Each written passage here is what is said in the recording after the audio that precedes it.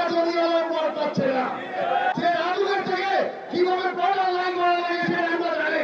গাজী সাহেব এবং তার পরিবার এবং তার পিএসদের যত পয়লা আছে এই পর্যায়ে রূপগঞ্জবাসী অনেক বেশি পেয়ে যাবে।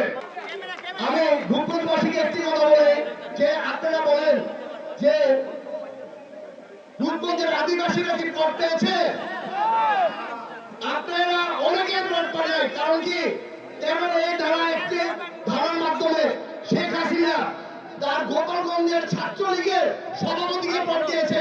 আমি রূপগঞ্জবাসীকে একটি কথা বলি যে আপনারা বলেন যে রূপগঞ্জের আদিবাসীরা কি পদ পেয়েছে? আপনারা অনেকে পদ পায়, কারণ কি তেমন এই ধারা একটি ধারার মাধ্যমে শেখ হাসিনা তার গোপালগঞ্জের ছাত্রলীগের সভাপতিকে পদ দিয়েছে। এখন 20 বিঘা জমি পদ পাচ্ছে না। ইনশাআল্লাহ আপনাদের কথা দিয়ে যায় যে রাজুকের থেকে কিভাবে পয়লা লাইন করা লাগে সেটা আমরা জানি। আর আমরা জানি কিভাবে এই প্যানেল সরকার কিভাবে পদগুলি নিয়েছে, তাদের পদগুলি ক্যান্সেল করতে হবে। আমি বলি যে গাজী সাহেব এবং তার পরিবার এবং তার পিএসদের যত পদ আছে এই পর্যায়ে রূপগঞ্জবাসী অনেক বেশি পেয়ে যাবে।